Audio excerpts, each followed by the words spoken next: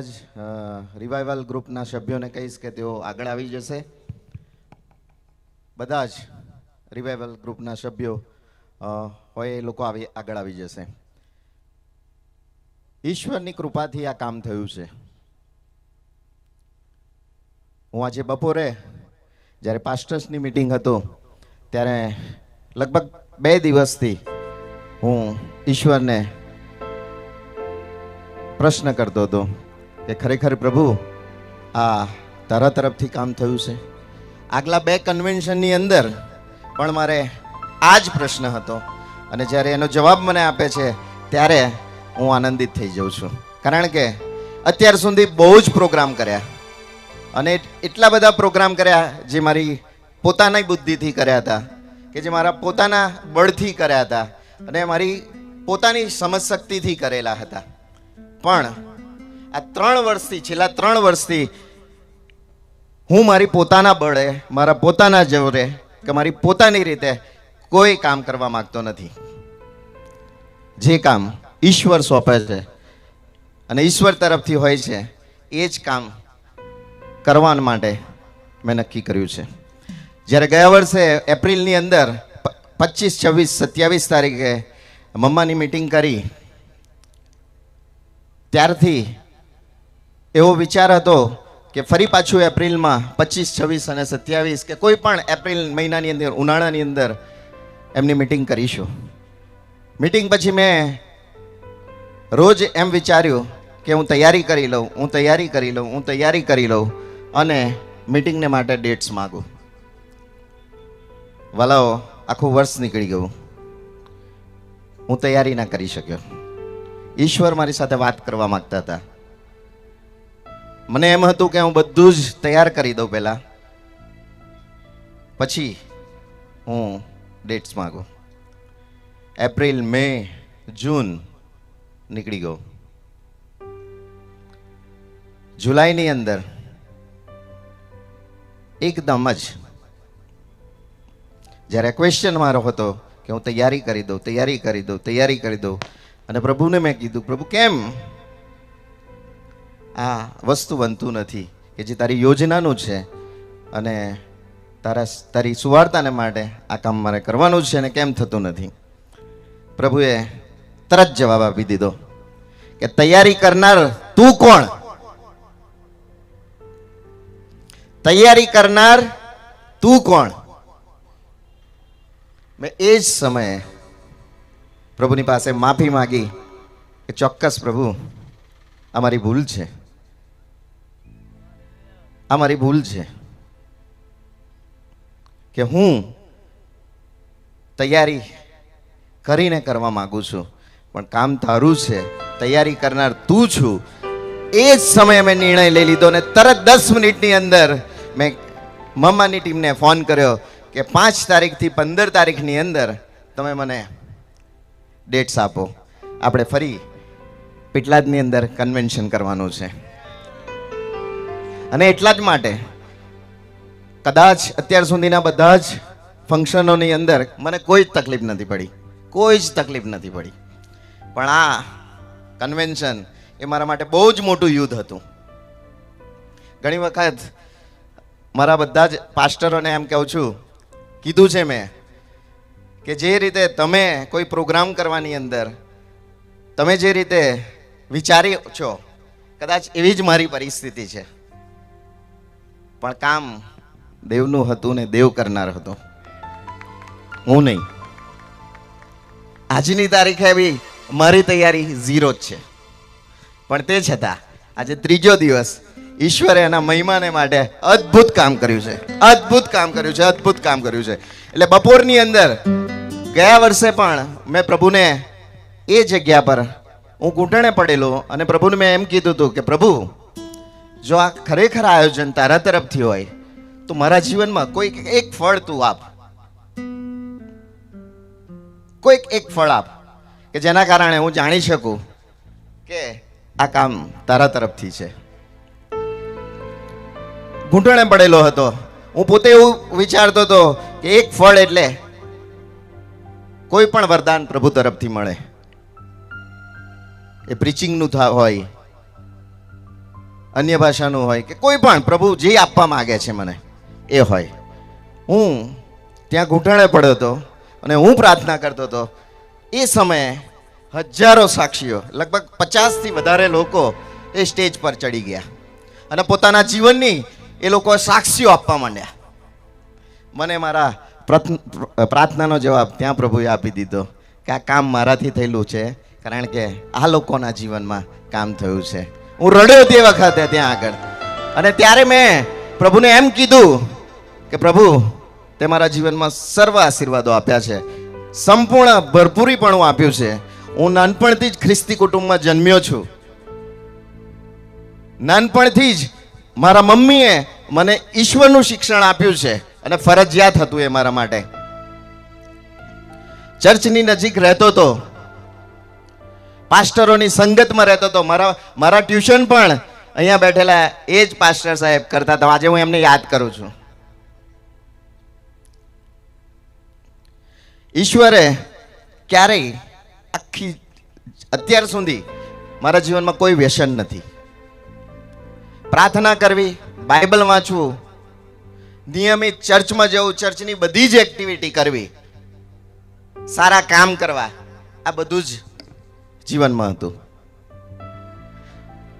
અને પછી પણ પ્રભુએ મને એક સુંદર બિઝનેસ આપ્યો, જેના કારણે નાની ઉંમરની અંદર ઘણું બધું ઈશ્વરે મને આપી દીધું.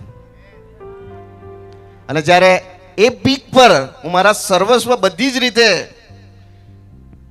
એ ઊંચા સ્થાન પર હતો, ત્યાં પણ મેં ખાલીપણું અનુભવ્યું છે.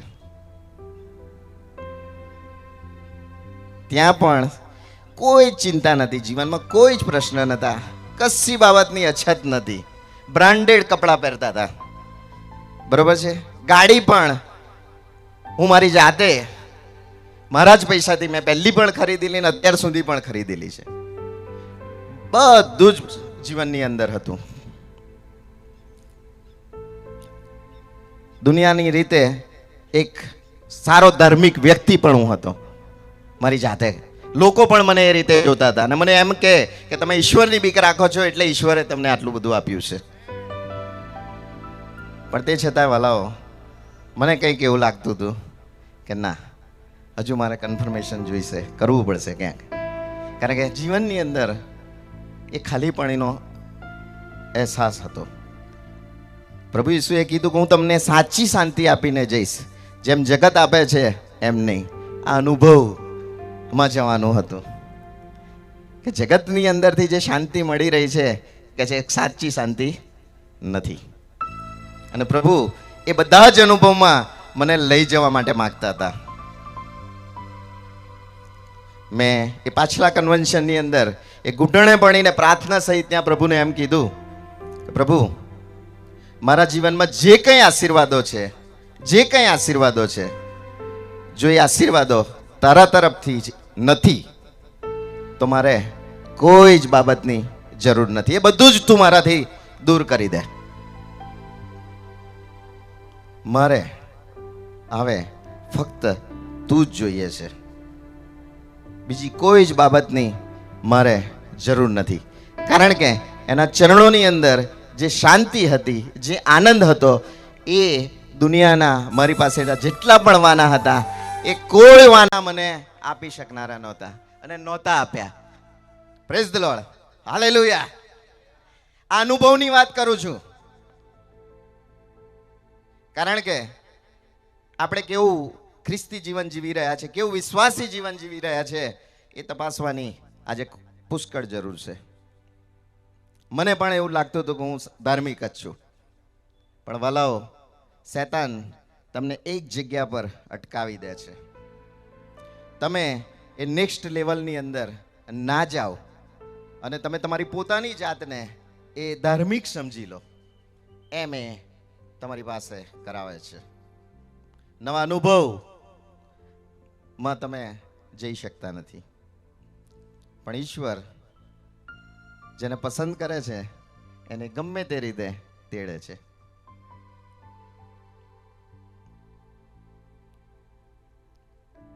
આદમ રોજ મમ્મા અહીંયાથી જે મેસેજ આપે છે એ બધા જ મેસેજ, એ બધી બાઇબલના વચનો હું મારા જીવનની અંદર જ્યારથી પ્રભુમાં ચાલવાનું ચાલુ કર્યું છે ત્યારે એ બધા અનુભવમાં હું આવી રહ્યો છું. આપણે ક્યાં ભૂલ કરી રહ્યા છે? ઈશ્વરે આદમને ઉત્પન્ન કર્યો અને આદમને એક જ બાબત કીધી હતી. આપણે જ્યાં ક્યાં ભૂલ કરી રહ્યા છે હું તમને કહેવા માંગુ છું. એને એમ જ કીધું હતું કે તારે આ ભલભુંડું જાણનાર વૃક્ષનું ફળ ખાવું નહીં. એના એ ઉત્પન્ન કરનાર પર એને ભરોસો કરવાનો હતો અને વિશ્વાસ કરવાનો હતો. આપણે ક્યાં ભૂલ કરી રહ્યા છીએ? પણ શું થયું? એને એના ઉત્પન્ન કરનાર ને માનતો હતો, કદાચ બિલીવ કરતો હતો, પણ એને જેટલો વિશ્વાસ હોવો જોઈએ.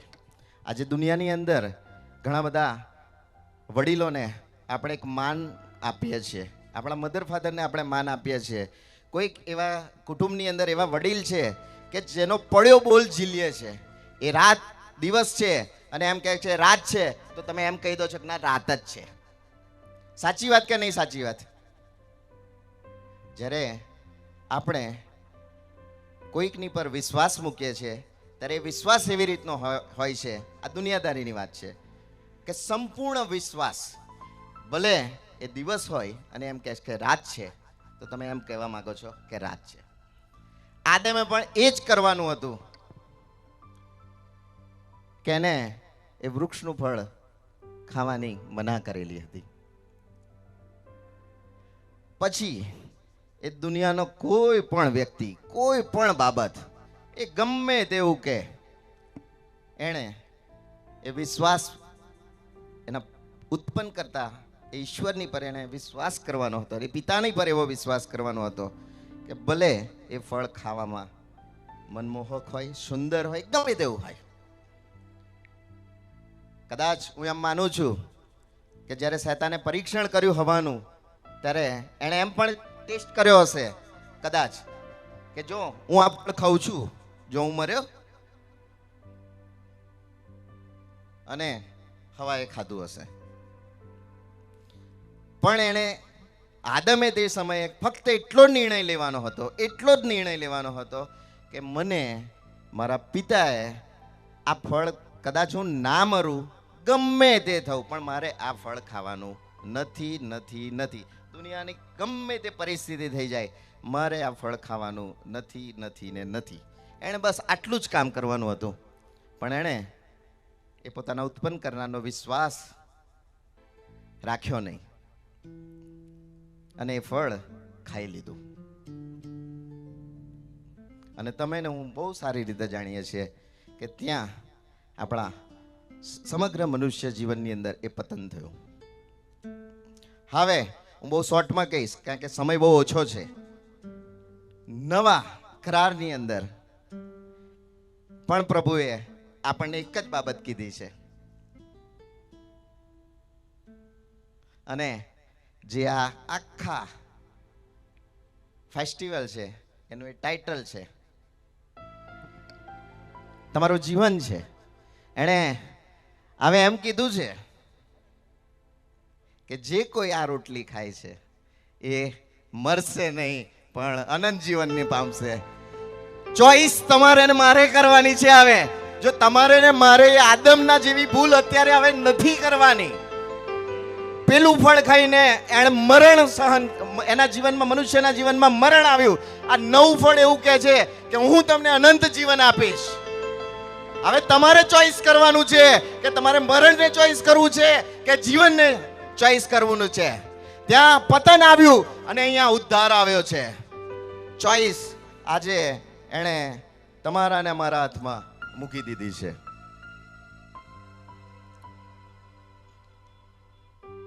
હવે આપણે ભૂલ કરવાની નથી. ત્યાં પિતાએ એને સૂચના આપી હતી કે તારે નહીં ખાવાનું, અને અહીંયા આગળ સૂચના તમને ને મને મળી છે કે તમારે ને મારે અનંત જીવનના વૃક્ષનું ફળ ખાવાનું છે. અને શું છે? આદિ એ શબ્દ હતો, શબ્દ દેવની સગાતે હતો અને શબ્દ જ દેવ હતો. તમને ને મને પ્રભુએ જે વચન આપ્યું છે એ વચનને રોજ ખાવાનું છે. મારું જીવન પ્રભુએ જ્યારે બદલ્યું ત્યારે આ વચનો જ એ મારા માટે આધાર સ્તંભ બની ગયા છે. ચોઈસ બીજી કોઈ જ નથી આવે. તમારે નક્કી કરવાનું છે કે વચનો આરોગીને કાયમને માટે અનંત જીવન મેળવવું છે કે નહીં. એક પ્રશ્ન તમને બધાને કહીશ કે તમે કેટલા દિવસ ભૂખ્યા રહી શકો છો? કેટલા દિવસ? કોઈ કહેશે? કેટલા દિવસ? ઘણા જણ તો એવું છે કે ઉપવાસ જ નથી કરી શકતા. સાચી વાત? ઘણા બધા એવા છે કે મારાથી એક પણ ઉપવાસ થતો નથી. બીજો એક પ્રશ્ન પૂછીશ કે તમે સંસારની અંદર જે કામકાજ કરી રહ્યા છો એ શાના કારણે કરી રહ્યા છો? શાના માટે કરી રહ્યા છો? આપણે જે વ્યવસાય કરી રહ્યા છે એ શાના માટે કરી રહ્યા છે?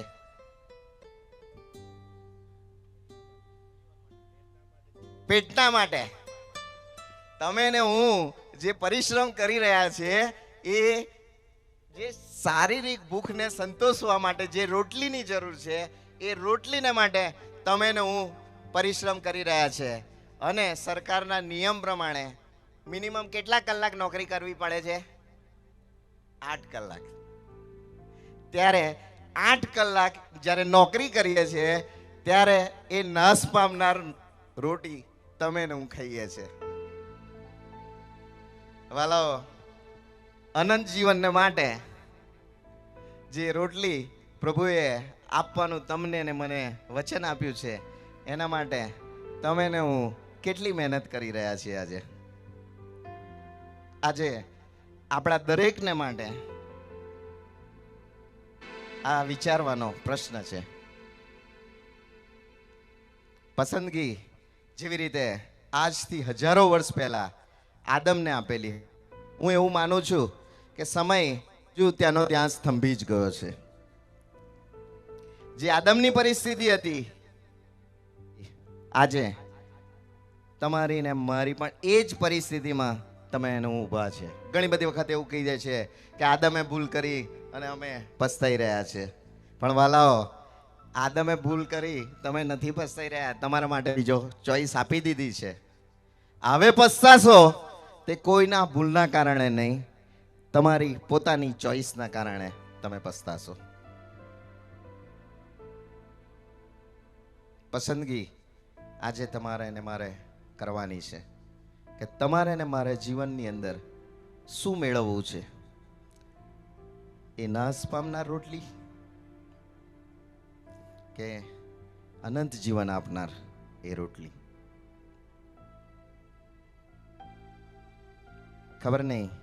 જ્યારે અમે બેઠા કે આપણે શું ટાઇટલ આપીશું ત્યારે મારા મગજની અંદર પહેલામાં પહેલું જ આ ટાઇટલ હતું. ઘણા બધા એણે બહુ સુઝાવ કર્યા, પણ તે છતાંય ઈશ્વરનું કામ હતું, ઈશ્વરનું નામ હતું અને એટલા માટે છેલ્લે ટાઇટલ આજ બધાણે સંમતિથી મંજૂર કર્યું હતું. અને આજે તમે હવે કેવી રોટલી માટે કેવી મહેનત કરી રહ્યા છો એ તમે તમારી પોતાની જાતને મૂકીને તપાસી જોજો. બસ હું મારો નાનો મેસેજ અહીંયા અટકાવું છું અને આગળની પ્રક્રિયામાં હવે આપણે આગળ જઈએ છીએ કે જે લોકોએ આ ફંક્શનને માટે સહયોગ આપ્યો છે એવા દરેક લોકોને આપણે સન્માન માનવા માટે માગીએ છીએ આજે અત્યારે. બરાબર છે? અને વિપુલભાઈને હું વિનંતી કરીશ કે એ નામ પ્રમાણે દરેક વ્યક્તિને અમે જેને જેને કહીએ એ વ્યક્તિ આગળ આવશે. કારણ કે આ કામ એકલા વ્યક્તિથી થયું નથી. ઈશ્વરે દરેકનો ઉપયોગ કર્યો છે અને દરેકે અમને સહયોગ આપ્યો છે. આખી ટીમ એમણે પુષ્કળ મહેનત કરી છે. વાલાઓ, આ શહેરની અંદર એક સૌથી મોટી અને સારી બાબત એ છે કે અહીંયા કોઈ ચર્ચના વાળા નથી. આ જગ્યા પર એવો કોઈ આ શહેરની અંદર એવું કોઈ ચર્ચ નહીં હોય કે જેનો મેમ્બર્સ આ જગ્યા પર ઉપસ્થિત નથી. કારણ કે આ ઈશ્વરનું કામ છે. અહીંયા આગળ બધા જ અમે એ રીતે ભેગા થઈએ છીએ કે આપણે એ ઈશ્વરના સ્તંભને ઊંચો કરવાનો છે, ઈશ્વરના સ્તંભને ઊંચો કરવાનો છે. અને એટલા માટે આ ઈશ્વરે અમને કૃપા આપી છે. હું તમને વિનંતી કરું છું કે તમે બધા જ ખાસ આખા ગ્રુપ માટે હંમેશા પ્રાર્થના કરજો. મારા કુટુંબના સભ્યોને ખાસ આ તૈયારી કરે ત્યાં સુધી મારા ફેમિલીના મેમ્બર્સને હું કહીશ કે તે આગળ આવશે. મારા વાઈફ છે, મારા ભાભી છે. કારણ કે અમારા કુટુંબમાં જે ગયા વર્ષથી થયું છે હું તમને કહું, એ હું અત્યારે સાક્ષી આપીશ કે મમ્માની મીટિંગ જ્યારે 28 તારીખે પૂરી થઈ, મારા ઘરની અંદર મારા મમ્મી, હું જ્યારે સમજણો થયો ત્યારથી હું જાણું છું કે અમારા ઘરની અંદર કૌટુંબિક સંગત રોજ થાય ને થાય.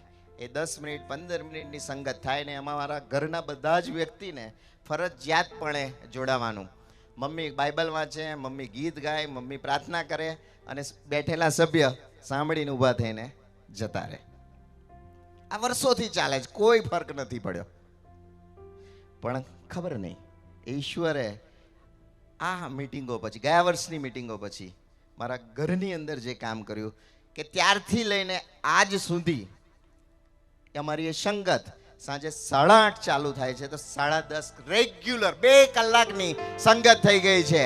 અને અમે જે સમય છે એ ઈશ્વરને આપતા થઈ ગયા છે. મારા ઘરની અંદર ક્યારે ટીવી છેલ્લે ચાલુ થયું એ અમને કોઈને ખબર નથી. આ ઈશ્વરનું કામ છે. આજે અમારા ગમે તેવા, અત્યારે મારા ઘરની અંદર જો કોઈની બર્થડે આવે અને સાંજની અંદર એ પાર્ટી રાખવાનું હોય, બધાને જવાનું હોય તો બધા ના પાડી દે. એ કારણ કે પ્રાર્થનાનો સમય છે. તો કાં તો જો બધા જવા તૈયાર છે તો એવું કરશે કે 5 થી 7 બેસશે. સન્ડે ચર્ચની અંદર તો એવું થાય છે કે સવારે ચર્ચમાં ગયા પછી જમ્યા પછી બપોર 2 વાગે ફરી પાછા ભેગા થઈએ તો 5 વાગે ઊભા થઈ જઈએ છે. 3 કલાક. વાલાઓ, આ અમારી મહેનત નથી, પણ આ દેવનું કામ છે અને ઈશ્વરે એનું કામ અમારામાં કર્યું છે. એણે કીધું કે હું તમને નવું હૃદય આપીશ. એ નવું હૃદય એણે અમને પૂરું પાડ્યું. જીવનમાં, મારા જીવનમાં કામ જે પણ સેવકોએ કર્યું છે, જે પણ હું નાનપણથી હતો ત્યારથી દરેક સેવકોએ મારા જીવનમાં કામ કર્યું છે, દરેક સેવકોએ. અને એટલા માટે આ સમયે હું જાહેરમાં ત્યારથી લઈને અત્યાર સુધી એ દરેક સેવકનો હું આભાર માનું છું. એમને થેન્ક યુ કહું છું કે એમના કારણે હું આજે પ્રભુની પાસે નજીક આવી શક્યો છું.